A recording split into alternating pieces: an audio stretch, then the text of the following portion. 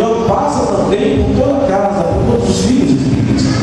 Não passa apenas por outras pessoas. E por que não dizer, passa por toda a família agregada àquela família que está ali nascendo. Não podemos, irmãos e irmãs, deixar de levantar uma outra pergunta. O que fazer para a nossa casa? O que fazer para a nossa família se tornar um espaço de festa? Um espaço de alegria? Um espaço de encontro? Um espaço de fortalecimento para a vitória de Deus nos destina. O que a palavra de Deus hoje nos aponta, nos traz? Essa primeira leitura, irmãos e irmãs, de Josué reúne toda a comunidade dos filhos de Israel, não só os filhos de Israel, mas também os seus líderes. Aqui está dizendo que reuniu os anciãos, os chefes, os juízes, os magistrados.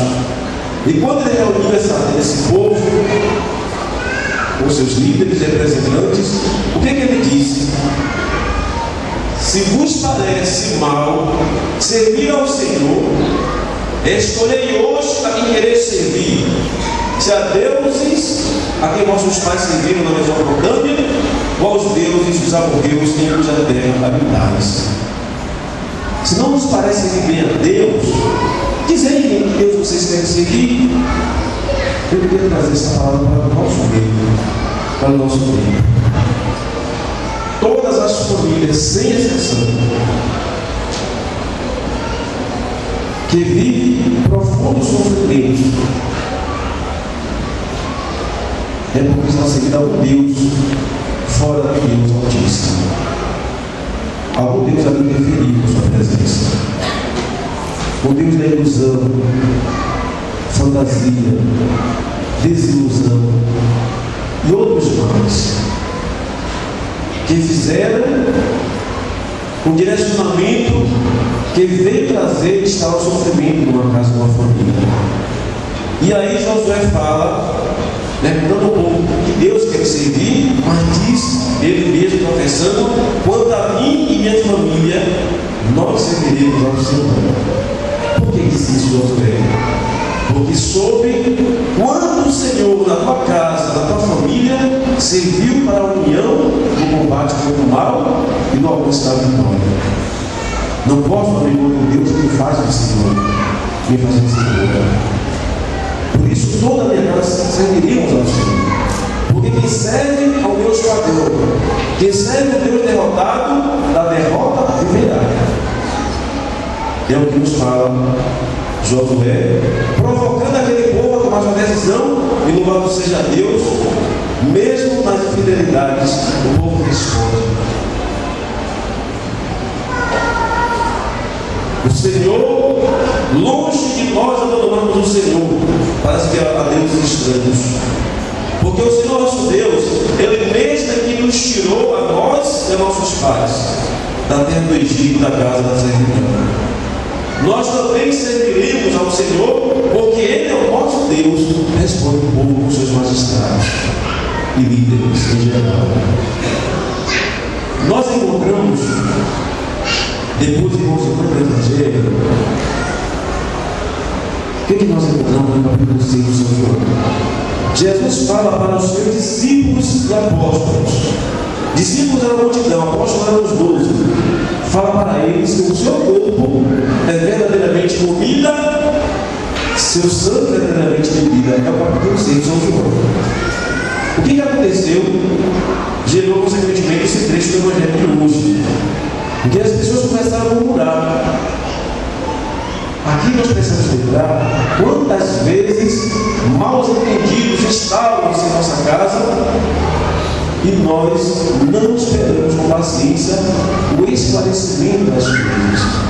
Quantas vezes os maus entendidos instalam em nossa caminhada de fé, em nossa família e igreja, e nós não damos o devido tempo para os esclarecimentos. O que acontece então? Isso que aconteceu com Jesus. Os discípulos, irmãos, não eram qualquer um. Eram aqueles que estavam aprendendo de Jesus. Podemos dizer, alunos de Jesus. Estavam em preparação para se tornarem apóstolos, porque apóstolos significa enviados. Aqueles que aprenderam para depois serem E ali estando com Jesus, eles desistiram de Jesus por causa de quê? De uma palavra que não compreenderam. Mas não foi simplesmente uma palavra que não compreenderam, porque eles estavam pegados à sua tradição. A sua tradição é a sua segurança. E dentro da sua segurança, melhor seria ficar com suas leis que diziam que o sangue não pode ser tomado, nem carne poderia ser comida sem que passasse pelo sacrifício devido, conforme a prescrição da lei, a seguir este homem que parece lunático. Então o sangue não era mais Jesus, era a tradição e a lei que já tinha. Isso também pode acontecer conosco. Nós podemos falar seguir a Jesus conforme a nossa maneira de servir, mas Jesus questiona e quer transformar a nossa tradição, quer questionar e transformar nossas seguranças, irmãos e irmãs, porque nossa segurança que o Senhor nos concede segurança de fé, é como degraus. Aqui está seguro enquanto eu estou aqui, mas depois, esse primeiro momento já vem no segundo. Então aquele anterior já não é mais lícito que eu busquei, e depois desse vem o outro. Então, se eu estou pegado nesse primeiro degrau aqui, acho que aqui é tudo, eu não vou chegar até a parte de cima. Esse chama a atenção de Jesus. As nossas compreensões de fé nunca são plenas e absolutas, são escadas que nós estamos sempre a subir. Quando uma pessoa está em crise de fé, não tem coisa mais dolorosa. E poderia assemelhar-se à experiência da depressão. Mas nem toda crise de fé é ruim. Existe crise de fé como um momento de passagem.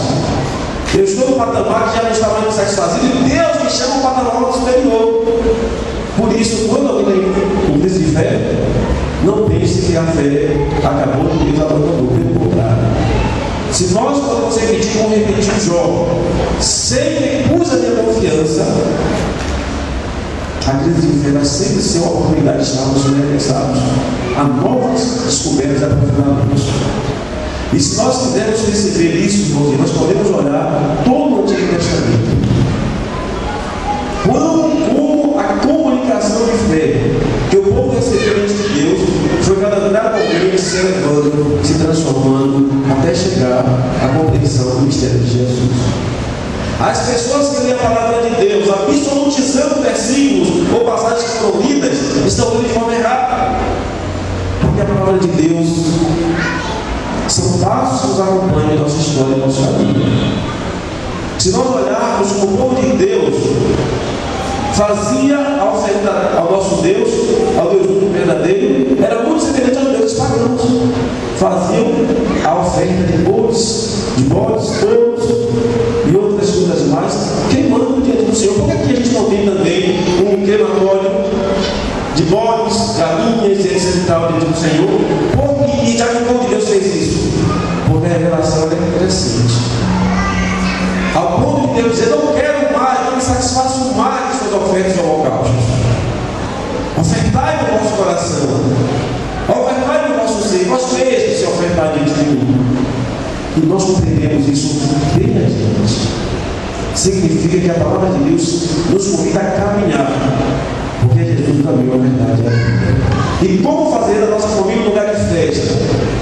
Acolhendo em Cristo, sempre na casa, sempre na família, sempre no nosso lar. Sempre. E aqui podemos compreender o porquê. Quando os discípulos de Jesus começam a murmurar, Jesus de uma maneira extraordinariamente responde. Olha a resposta de Jesus quando ele murmura. Não é dizer, calma que você não entende por causa da tradição de vocês, se desapeguem da sua tradição. Jesus não faz isso. O que é que ele diz? O discípulo dizer, esta palavra é dura, quem consegue escutar? E Jesus, sabendo disso, ele fala, a princípio isso nos escandaliza. E quando vimos o Filho do Homem subindo para onde estava antes? Ou seja, o que Jesus estava dizendo, que ele ouviu descido do céu, já estava escandalizando. E quando eu voltar para esse céu, eu disse que eu vim, e que dou a minha vida por vocês, o que vai acontecer? Mais assustados ficarão, Jesus falou. Mas só que Jesus tem uma palavra dada a eles e a nós. Olha o que ele diz: o Espírito é que dá vida, a carne não adianta nada. O que está dizendo aqui? O que é a carne nessa palavra? Aqui pode representar tantas coisas como também a tradição. A segurança que aquelas pessoas buscavam.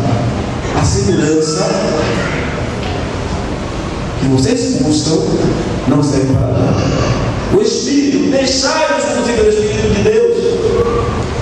Se vós se deixar conduzir pelo Espírito, compreenderá que eu estou lhes falando. Em outras palavras, eu queria que os discípulos forem embora. E depois, ainda mais adiante, ele fala: é por isso que ele nos disse: ninguém pode vir a mim a não ser que ele seja concedido pelo Pai. Esta palavra de Jesus nos inspira uma outra coisa que fala São Paulo nessa carta aos Efésios, nesse capítulo. Ninguém pode vir a mim a não ser que ele seja concedido pelo Pai. Eu queria, irmãos, vou chamar a atenção, especialmente nessa passagem, para que nós compreendamos a importância de colocar Jesus no centro de nossa família. Matrimônio é vocação. Matrimônio é chamado. Todo chamado, toda vocação é chamado de vocação para a missão. A missão, irmãos e irmãs, não é para dar sobre rosas, não é para flutuar no ar nos céus, é para assumir a realidade com seus desafios e contradições e fazê-lo pela força e graça de Deus, refletir o reino de Deus. As dificuldades, irmãos e irmãs, existirão, mas a força do poder de Deus ainda mais, para nos tornarmos vencedores e vencedores. Só que nós precisamos compactuar nossa aliança com o Senhor, aquele que nos fará vencedores e vencedoras. E ainda de Jesus falou então para os seus 12 discípulos, depois que muitos discípulos voltaram atrás e não mais andavam com ele. Disse aos 12: vós também não quereis ir embora? Aí se não dá uma resposta por nós, podemos dizer: a quem iremos, Senhor? Tu tens palavras de vida eterna. Tu és o Santo de Deus. Ou seja, não podemos abrir mão de Deus em nossa casa, no centro de nossa casa. Não podemos negociar.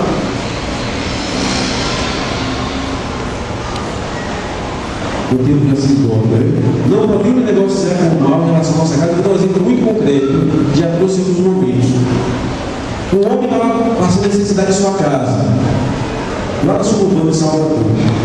E o próprio grupo para Dominique, quando era padre, aí hoje é bispo, e disse a ele: não esqueço desse exemplo de igreja de Deus. Padre Dominique, minha família está passando fome. Estamos humilhados porque não sabemos o que sustentar a nossa casa. Só que eu queria falar com o senhor uma coisa que eu estou em dúvida. O traficante me procurou, me dizendo: se eu guardo dinheiro do tráfico, ele vai me dar dinheiro que eu vou poder sustentar minha casa. E se ainda além do dinheiro guardar também drogas, porque é uma casa suspeita, e ainda guardar drogas, vai me dar ainda muito mais para a gente viver bem. O que é isso? Uma armadilha. Um barril de pólvora ia ser para uma casa do lado. Aquilo que parecia ser a solução seria justamente a morte da detonação da sua casa. E louvado seja Deus porque ele disse: meu irmão, esse dinheiro não te serve. Esse dinheiro vai ser a perdição da tua casa. São essas armadilhas que nós podemos experimentar sutilmente como resposta à solução dos nossos problemas. Quero assim concluir, irmãos e irmãs, dizendo a vocês, para todos nós: a nossa casa precisa ser o espaço da festa. O espaço onde nós nos sentimos bem. O espaço onde nós louvamos a Deus porque somos amados, lembrados, cuidados. Uma vez eu perguntava na catequese, eu falava na catequese do amor das mães, foi nem da família toda, nem dos pais, falava da mãe. Falava as crianças assim: olha, vocês, por exemplo, que a mãe de vocês ama vocês. Aí eu já se são muito confusa, né? Levante a mão que a mãe ama. Aí uma loucura, né? Eu me senti amado pela mãe. Aí eu cheguei para uma criança que se sentia mais sofridinha: você, meu filho, sua mãe te ama, você se sente amado por sua mãe? Talvez tenha uma sua mãe.